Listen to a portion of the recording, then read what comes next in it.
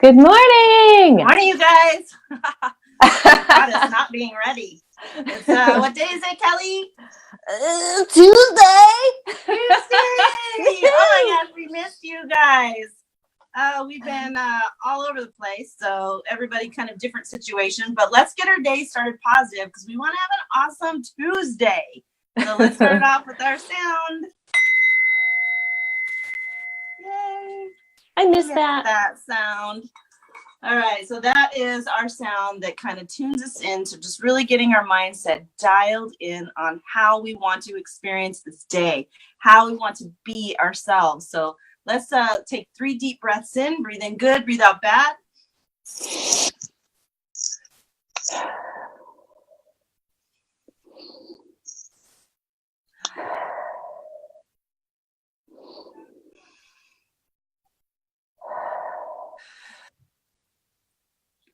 That kind of warmed me up a little bit. It's starting to get warm here already in California, Southern California. Hi, Jody. Good morning, Jody. We missed you, girl. I know. We missed everybody. God, I know, you guys. Thanks for hopping on with us. Good morning, Annie. My very, very first mentors. I know I say that every time, but not everybody hears it, Annie, so I got to share. Annie's a kick-ass mama. She's when I say mama, just like lady, woman. She's a little awesome little Australian Shepherd, I think, is her favorite breed. Pork chop and all the other cute little dogs that she's had.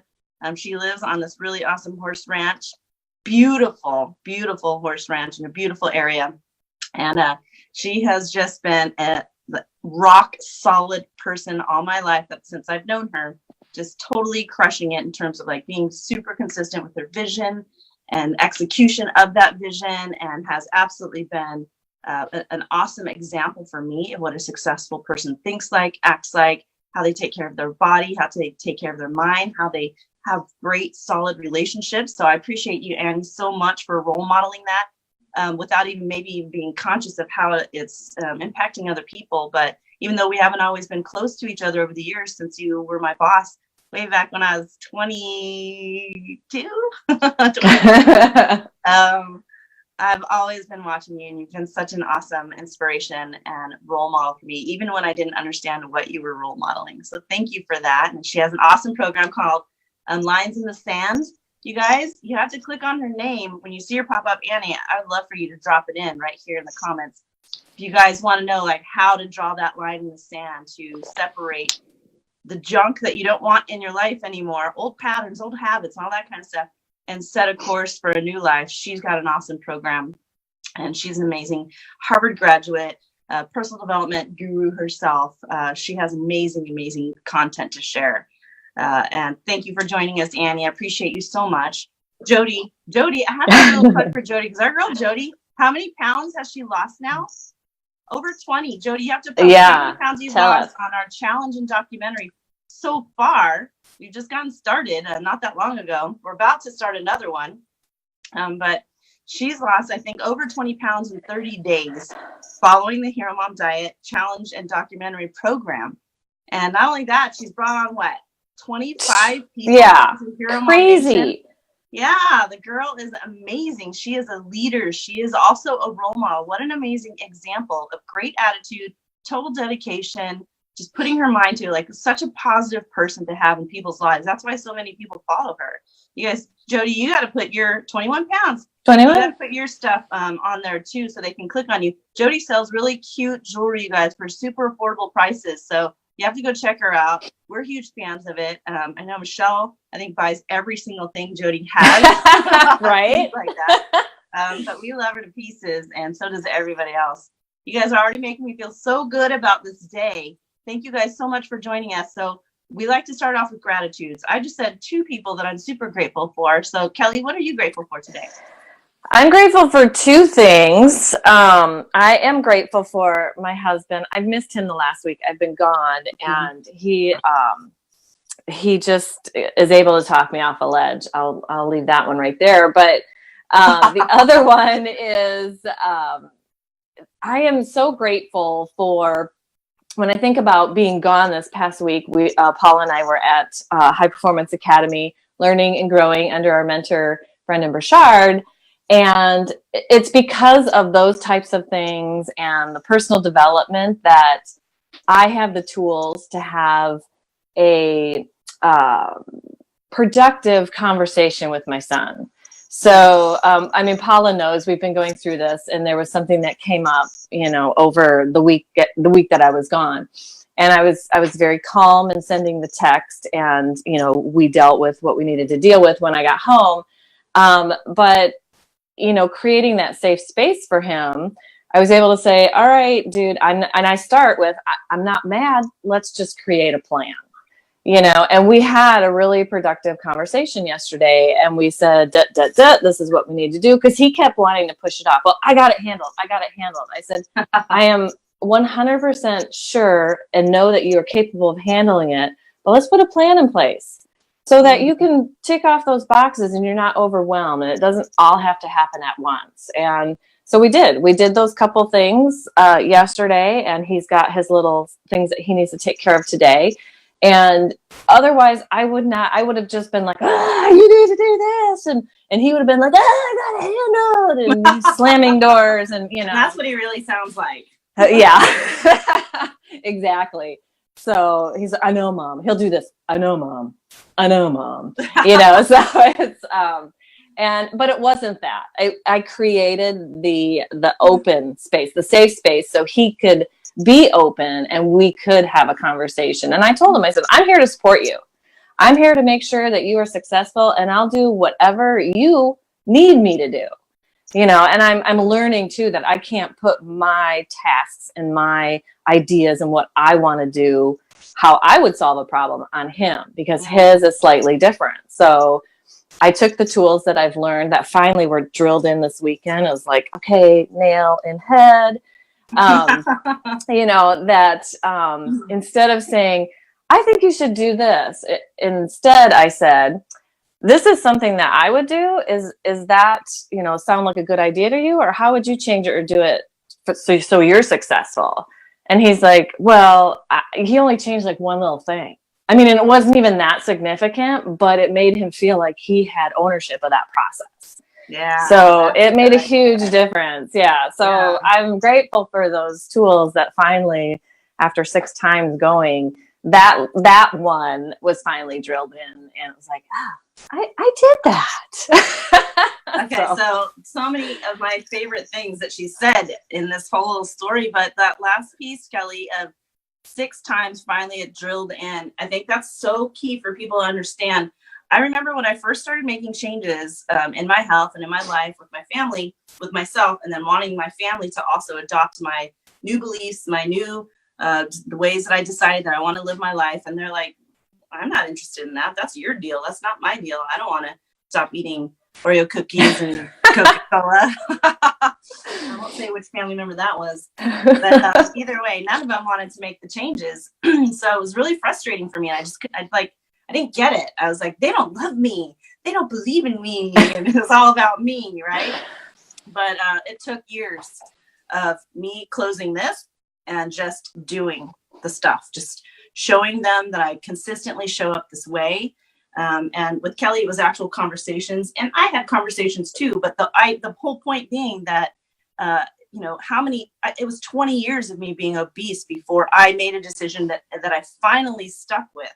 And it wasn't because they're in Southern California. It's not because there's no gyms anywhere or trainers or nutritionists or experts who could have helped me not be obese. There was no shortage of support that was out there. It was just, I needed to hear it X number of times over 20 years until it sunk in and I was ready to actually take action. So we have to keep bringing these things to our families.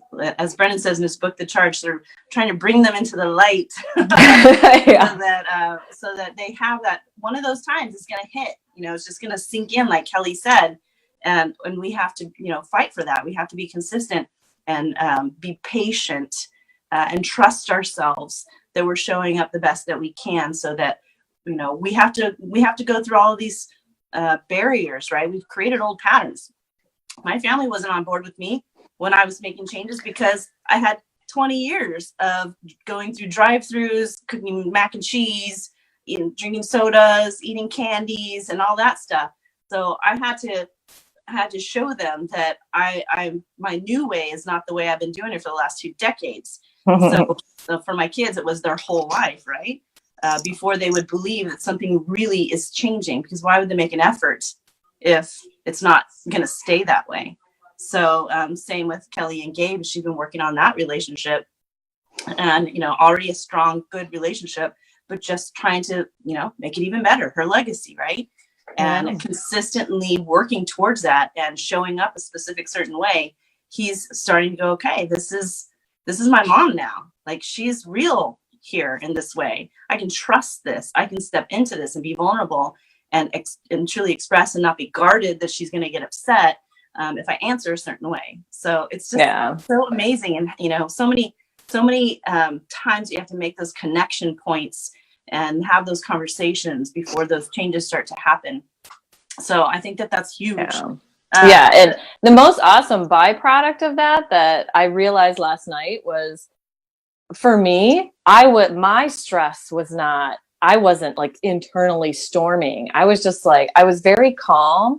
I felt very peaceful about the whole thing. Whereas before I'd be like so high strung, and then Dan would get, a piece of it because he was there, So it was just like, not that I felt disconnected, but I just felt really at peace because I was handling it and I was helping him handle it. So I wasn't, creating havoc for myself. So I just felt very calm about it. And I almost thought, gosh, that was a weird feeling for me.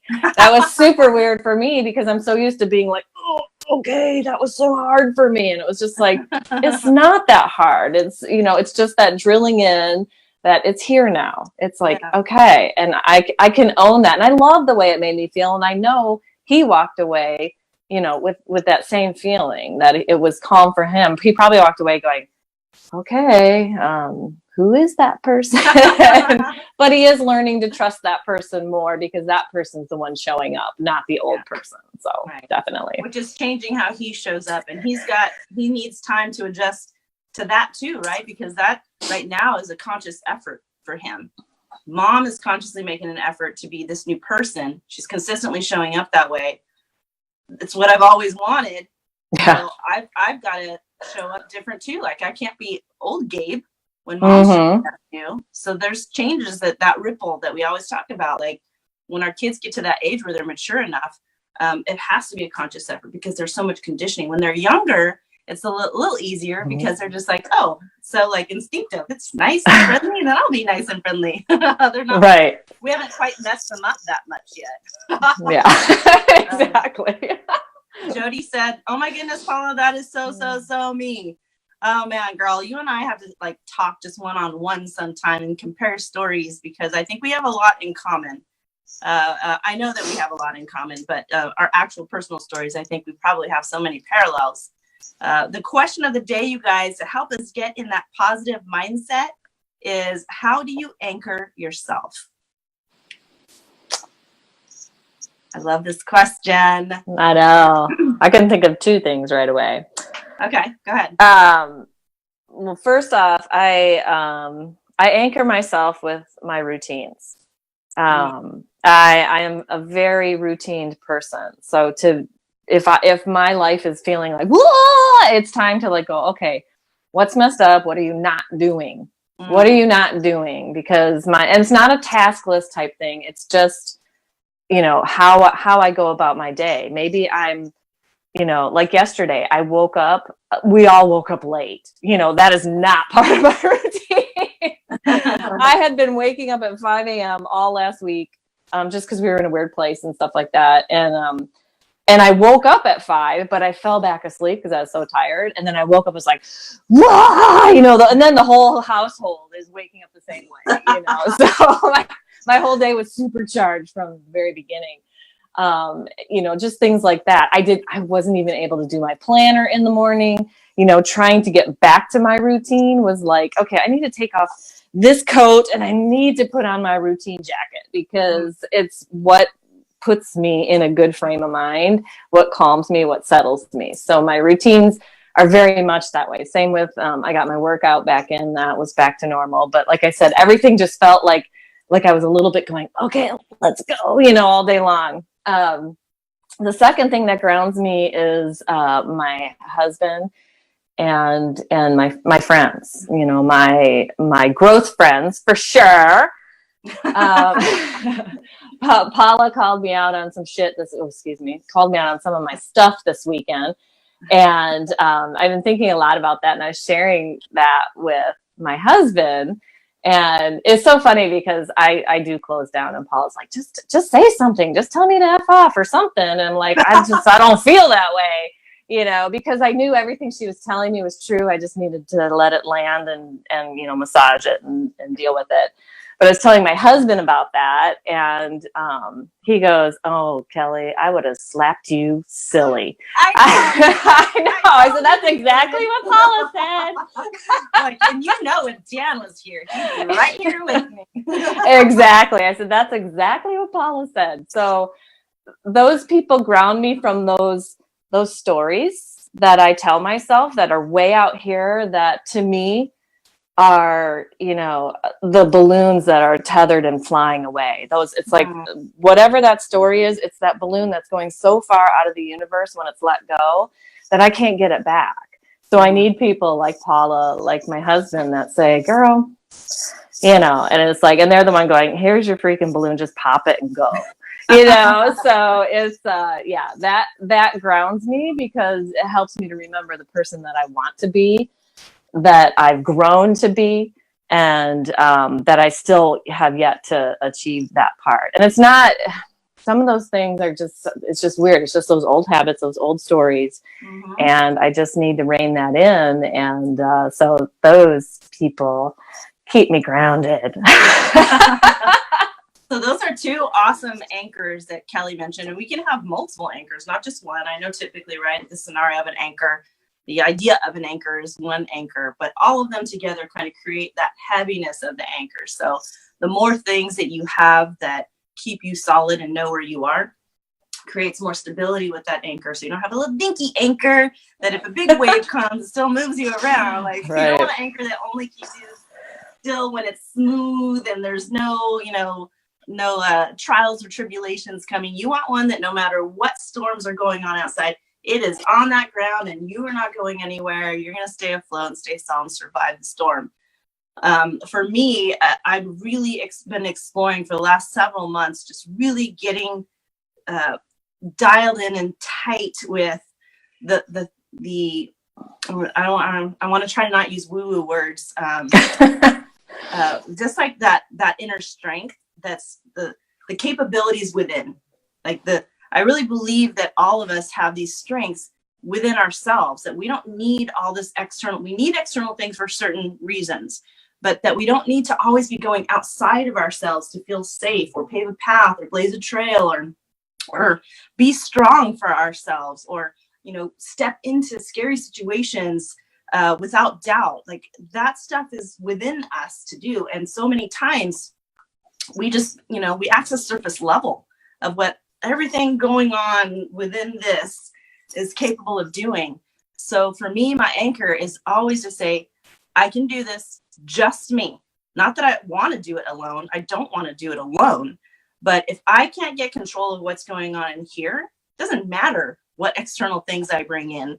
I'm not going to be unshakable. I'll be temporarily succeeding maybe by leaning on something outside of myself. But for me, I feel like the external things are almost like willpower. You only need them or like a turbo set, right? But keeping your foot on the gas pedal and sustaining momentum, that's got to be all right here. And then when we bring in external things, it's to help us get a boost, like to go a little faster, to move to another level when we leverage the external things that we bring in to boost our momentum.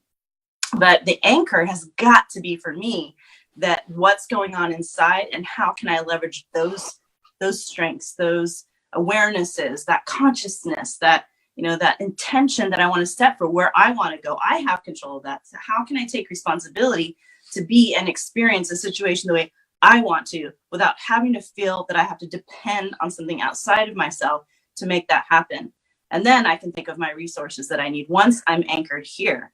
That's been huge for me this year. I'm going to go super deep in studying this because I've never explored it the way that I have this year. And I just think that this is something that when I think about the world and what's going on right now, and this came to me a lot over the weekend when we were at High Performance Academy, and just really seeing all the dynamics of different people. And we do breakout groups all weekend long. And so just listening to different stories of people and their struggles and what they've overcome, and realizing that there is a huge like awakening that's happening amongst our generation. And I think a generation younger and a generation older, where, you know, we're not coming out of post-depression, post-war anymore. Yet so many of the systems in our culture are set up to help get us back on track from coming out of those times. And we're not worried about food, clothing, and shelter anymore. I mean, we're worried about it in the sense that we want to provide that, but that's so accessible for most of us now that we don't need to think war mentality, or third world mentality. We are focused on fulfillment. You know, we want life to be meaningful. We want to know, why are we here? What are we doing here? And how are we going to make that impact? And if we're always thinking it's got to be the job, it's got to be the finances, it's got to be that car, it's got to be the family, it's got to be all these things outside of us, because that's what our culture was teaching us what happiness looked like coming out of war and depression, then we're missing what this brings right here, right? So for me, that's been huge, huge, huge. Hey, Ria. And I want to explore that. Hey. That's my anchor. I know that's where it starts. And then everything else is there for me to take this even higher. I love what you said, because there are so many external forces at work. There's always the next best thing, or get this or get that, or, you know, have this. And if you're watching TV, you're bombarded with all that stuff, when really what we need is, right here. It's here, and it's here, and it's just getting quiet sometimes. It's just, life is moving fast. And if you get caught up in that rat race, then all of a sudden you're just running. You're going, what the heck am I running for? Yeah. If you don't know where you're going and what you'll just be running in place. It's like that treadmill. It's not going to go forward. It's just and you might fall off and go backwards. It's so and it's funny because we talk about this, Michelle and Paula and I talk a lot, and it's that whole the KISS principle. Keep it simple. Just keep it simple. It's 1 + 1 is 2. Who cares about the higher math? That will come later, but you have to, grounding. You have to ground yourself. You have to anchor yourself in the fundamentals. And we come into this world naked. We're all we have. This is it, and we need to, we need to get back to that. And so exactly what you're saying, it's just like, without, all the woo-woo stuff, but it's, just learning to be with yourself and be okay with that too. We need each other, of course, but how often, whoever's watching out there, how often do you sit and get quiet, even for 5 minutes in a day? And I'm not talking about when you're in the bathroom. I'm talking about just quiet, and whatever you might think about or not think about. It's okay to be quiet for 5 minutes. It's not weakness, you guys. It's next level. Our baseline Self-care has been established. Yeah, our baseline has been established. We have food, clothing, shelter.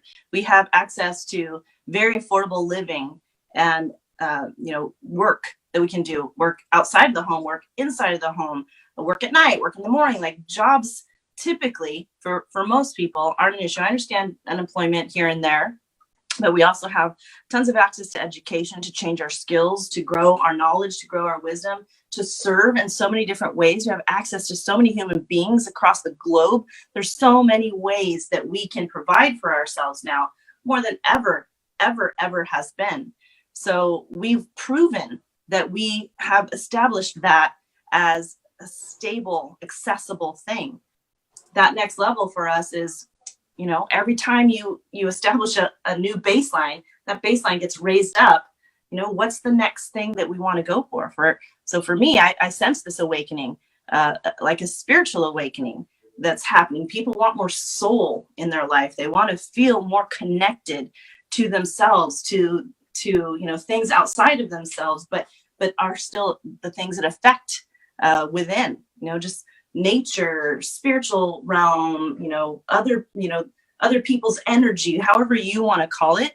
But people are hungry for that connection, to understand how that ties into our being and who that is, and how we get to be, and how we get to choose to be, how we get to experience the world, how we get to experience a moment in our lives.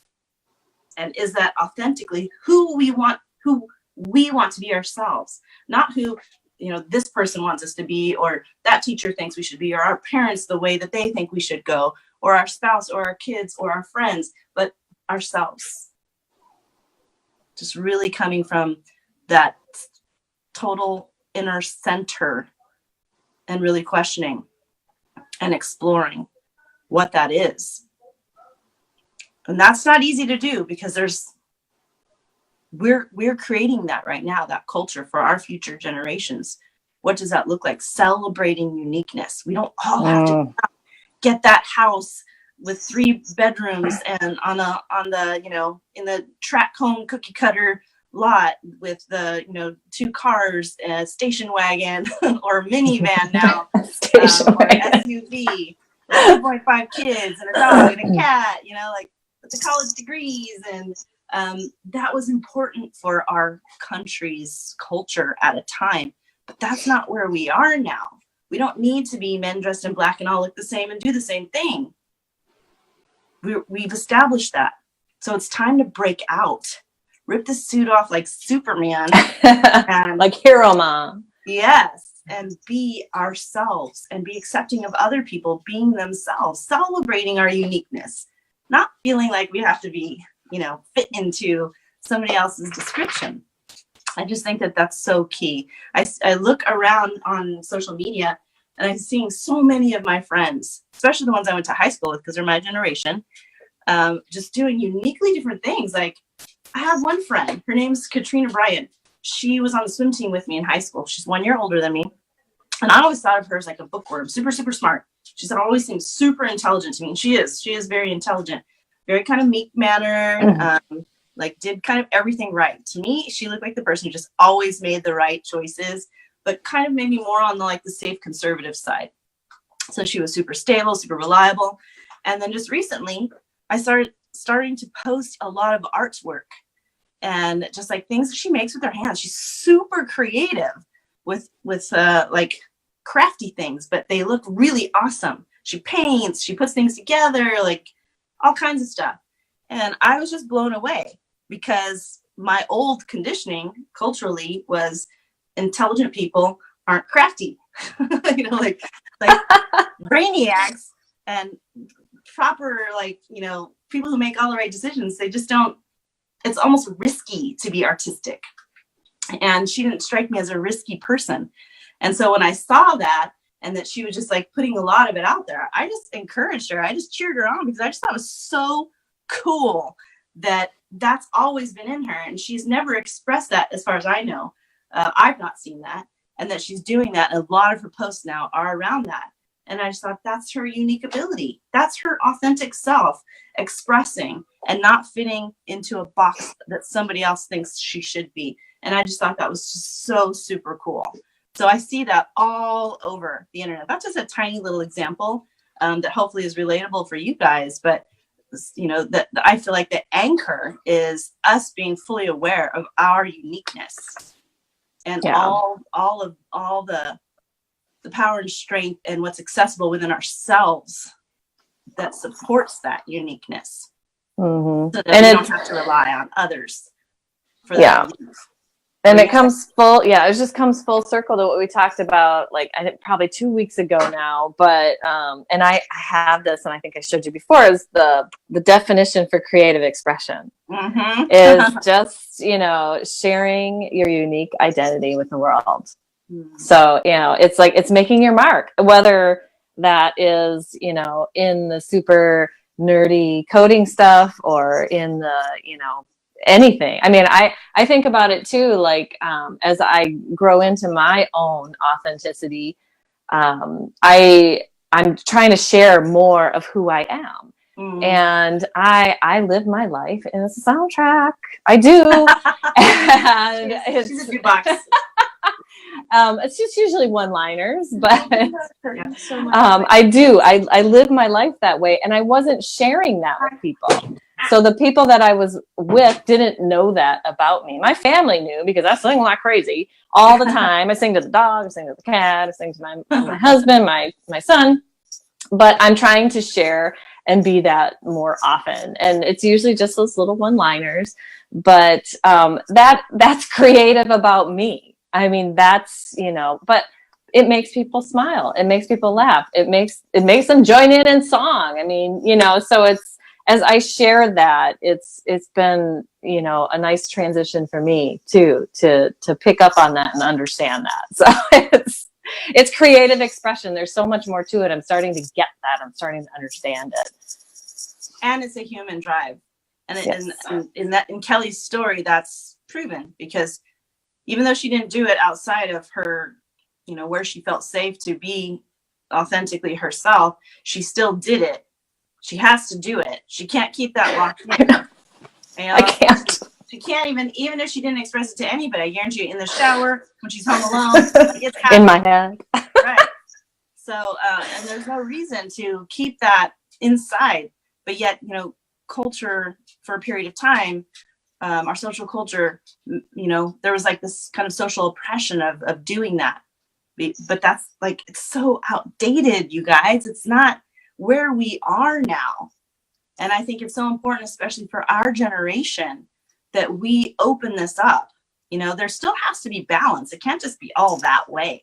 We've got to keep doing the things that matter in terms of that, sustaining the stability for our kids' generations growing up, but bringing those two together in such a way that people feel free, more freedom, and less, like stuck in a life, because people are hitting their mid 40s and 50s and they're going, look at all that I've achieved. I have a lot of money. I have a beautiful house. I have children. I have a nice car. I have a great job, but I'm divorced. I feel lost. I don't feel like fulfilled. And they still know that they're missing something, or they're married, not divorced, and still feel like they're missing something. And it's just creating this tension socially, because we're just searching. Let me try this. Let me try this. Let me try this. And but we're not finding that connection we need within ourselves. So it's so important to have an anchor. We'd love to know what your guys' anchors are. Share with us. What anchors you in the storm? Not in the calm, but in the storm. And what is that? How does that relate to an inner strength? Something within you that you draw upon, that keeps you anchored. So no matter what's going on outside, no matter what external things are accessible, you can keep it together right here. What is that? Tell us. We want to know. Tell us, please. Please. You guys, we so appreciate you joining us this morning. We're so happy to be back with you guys. We have tons of really cool things to share from High Performance Academy, where we were for the last week until Sunday. And yesterday we just kind of needed a day to sort of recover from the whole thing, because it's a pretty intense multiple days, but filled with so much amazing stuff. We get these journals. Yeah. Whenever we go to these events, all the notes, we fill them up with notes. Pages and pages and pages of notes, lots of things. What I like to do is, I'm just going to throw this out there, because since we're talking about the journal, whenever I go to an event like this, I always skip the first couple of pages. The first couple of pages I leave blank, because inevitably somebody's going to recommend books. And so I always leave that as my list of recommended books page to go forward and read about. I'll put the titles, the author's name if it's mentioned, and kind of what it's about. And then if I have time, I'll even write a note like what I think that could, what in my life that I'm trying to grow with that benefit. And then I always like to fold the edges over. So I always fold the edges of the pages like this. You can kind of see like every page sort of has that going on there. And the reason I do that is so that when I take my notes, I can make little notes here. I kind of have a legend. I'll use, for example, this M. I use to indicate this is something that I may use as I'm mentoring someone. I think that like would be a key piece. Here I have an A that indicates this is something that I personally want to take action on. And so I got to go through and figure out where that's going to fit in my life. Also, I'll have this, like I'll do a Q, and that's for quote. So if there's something cool in there that was a quote that I might want to share on social media or just share with the client. It only took me 6 times to adopt this. So I also have a Q with the question mark for a question. So if the speaker is just talking and then they throw a question just out there to the audience to challenge us, how would we think about that? And I think, wow, that's a really great question. I'll write the question down and I'll put a Q with the question mark so I can go back and reflect on those questions and just like try to answer those, you know. I have this A with lots of circles around it, kind of like a target. That's like important action. I do a star. So different things. I'll use a HM for HEROMOM. So if it's something that I think applies really well to the HEROMOM community or to what we're doing there in our programs, I'll put that. But my point is then I could go back later and look at what things I need to take action on, what I want to use a mentor. Sometimes I'll even take different highlighter colors for each one. So as I'm on the phone with my clients when I'm coaching, I can quickly refer to those pieces until I get this all organized and typed out. And then one last thing that I love to do is I'll take my journal, I'll turn it upside down and go from the back. And anytime I have business ideas that come up, I'll write them. I'll write them from the back and just start like, you know, I've done so many like drawings and notes and business things. I started planning out a retreat. I didn't get very far on that, as you can see. But that's how I use my journal because I never get through the whole thing. So I always have these blank pages, but I like all the inspiration, the thoughts, the motivation, everything in one book so that I know where that came from and when that came from. So Kelly, what about you? Like, what are some of the ways that you've done it? That's funny. I took, like I said, it took me the 6th time to adopt your system, which is like brilliant, by the way. It just was difficult for me to adapt to that and understand it for what I was doing. And every time I've gone, different things land differently. And I'm, you know, I have leveled up my game to, enough that, you know, it's just a different thing for me now. But this is like an old journal. I'm very detail oriented. I like order. I like it to be flat and pretty. And so this is like last year. This is this year. Look how like it's like not even flat. It's like bent. You can see it's not even straight because it was over my knee and how I was like writing furiously, you know. And so it has a very different feel to me this year, and I'm okay with that. Like the binder part is like squishy and like feels like it's gonna fall apart, and then like that would have driven me nuts. But I'm like, ooh, this is good stuff because I know that I was putting some heart and soul into that, and, you know. But now I'm able to quickly go back and find things, and you know, I don't do a separate page for books or anything. I just put book in the margin so I can find it, but. There's always, you know, when you're taking notes, if someone's repeating something twice, then it's important enough to write down. So keep that in mind too. It's only taken me a couple times to figure that out. You know, in a different setting, you know, in a school setting, I'd be like everything. But if they're like, blah, blah, blah, I'll repeat that again, blah, blah, blah. And then they repeat it again slower so that you can write it down. You better be writing that down. So, you know, those would be my note taking. I do leave an open page in the, I always put my phone number.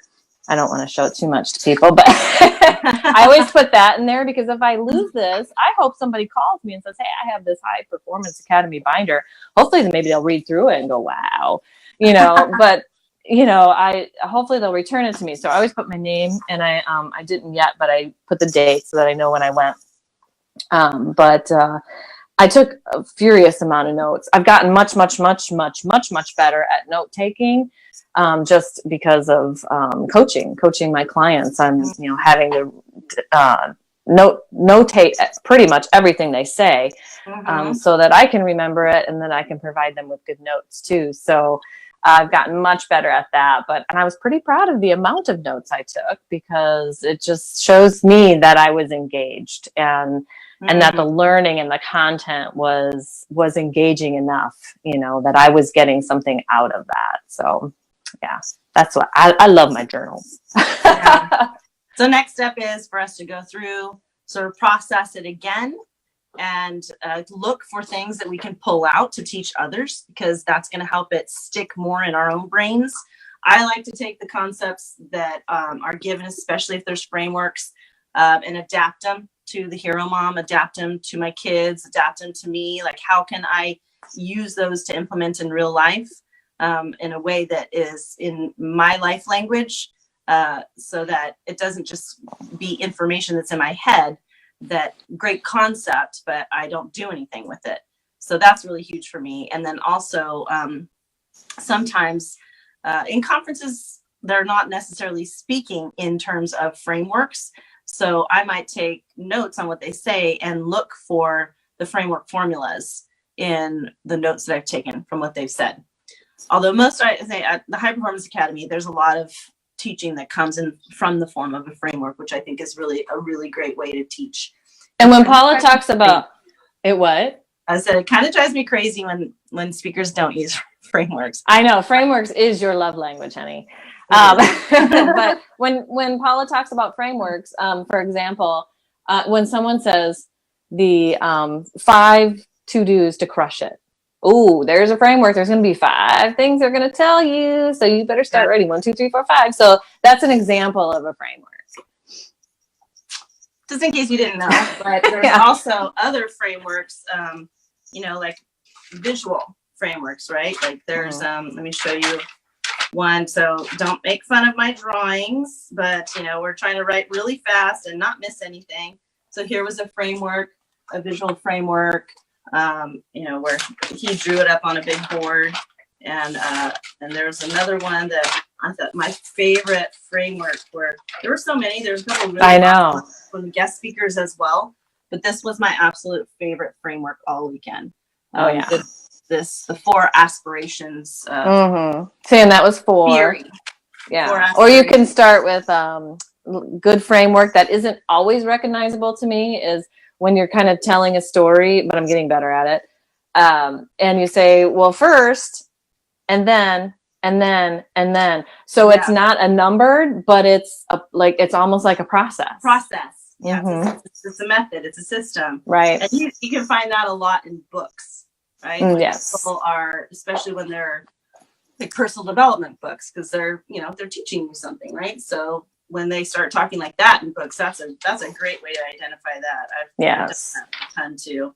But yeah, we have lots to share moving forward, but I thought the anchor question was going to be huge for us, because it was kind of really, I feel like that was kind of the overarching, his theme was presence and spirit. So it was, to me, that is totally a strength that comes from within, a consciousness that comes from within. And Mel just hopped on. Mel, the framework master. Mel's the master of Hi, Mel. Oh my God. I went to his conference. First of all, I was talking to my friend Charlotte Farrow. Love that lady. And she's in his mastermind. And she told me, we were just talking. And I said, I just see things always in frameworks. And she's like, oh my gosh, I'm going to Mel's event. You have to come with me. He's a frameworks guy. I'm like, he is? Please, can I come? And the whole weekend, the whole conference was framework after framework after framework. And I was like, oh my God, I love his framework. Love language. Spirit mentor, yes. We speak the same language, and his teachings of how to use frameworks and the psychology behind it is insane. I've never, ever seen anybody teach it like that. And it just completely opened my world. It took me to a whole nother framework level, which was huge for me. So my goal is to get in that man's mastermind, because I know his brain thinks like me, and I can learn quickly that way. So I appreciate him so much for putting what he knows out there. And I see his frameworks when Brendan talks. I see it when Anthony talks. I recognize those frameworks. Me too. He's sharing it with those guys for sure, teaching them how to use those frameworks. But yeah, he's an amazing man. It's so awesome to be in those environments where you get to meet these incredible people, so smart, with so many tools to help other people and help all of us like get to that next level of ourselves too. I say that next level, that's a Brendan word, it's a personal development word or phrase, because that's why we're there, right? We're there because we want more. And this is a way, the frameworks are such an awesome way to learn, teach, communicate. And I love them. I love them to pieces. Even if you aren't a framework person in terms of like, you don't think that way, when you share information, when it's put in a framework and taught to you, you get it. Like you just do. Just so much easier to understand and implement. So I appreciate him and all of the stuff that he's taught. His book, I'm going through his book, still perfecting it, but so many topics that have come up that have helped me better understand myself, my brand, how to communicate with other people, how to explain things and teach things. It's just totally improved everything about what I'm trying to do. He said we rock. Aww. We appreciate you, Mel, for sure. Yes. Thank you so much, Mel. You guys, thanks so much for joining us. If you have any questions, Mel, I would love for you to drop in what what program you have going on right now. I know you have a live event coming up soon. If you have that information, but anything you have that people, after everything we said, people are like, okay, well, don't just tell us. How do you find out more? If you would drop that in or have someone on your team drop that in or just send it to me and I'd be happy to share it because it is huge. If you guys are online entrepreneurs or if you're teachers, trainers, leaders of any kind, you have to have these tools to be at your highest level of effectiveness. That's what I believe anyway, as a learner and a trainer and a teacher. So thank you guys so much. Is the framework, info, and high performance habits. See, I knew somebody was going to ask me about it. This is my friend Brenda, who is an awesome entrepreneur herself and has her own business, and I'm sure his training team and all that kind of stuff. Brenda, he has a completely different curriculum that's outside of high performance in terms of teaching how to use frameworks to get your message across, to explain your brand, to explain to your target audience how they can use what you offer to progress and get from where they are to where they want to be in steps that are doable and digestible. So I'll send you his link if he doesn't pop that in, but you can also click on his name, Mel Abraham. Yeah. And see, he's got this influencers program. He has a lot of different programs around business, so you should explore them all. But click on his name, you'll go to his page, and then you'll be able to see all the other stuff that he has going on there. But also, I'm happy to send it to you too. Okay, girl? All right. You guys, you have an awesome Tuesday. What an awesome day. I know. Happy to spend time with us. We're so glad to be home and hanging out with you guys again. And we will see you tomorrow morning on what day is tomorrow, Kelly? Hump Day! See you guys on Hump Day. Have a great Tuesday.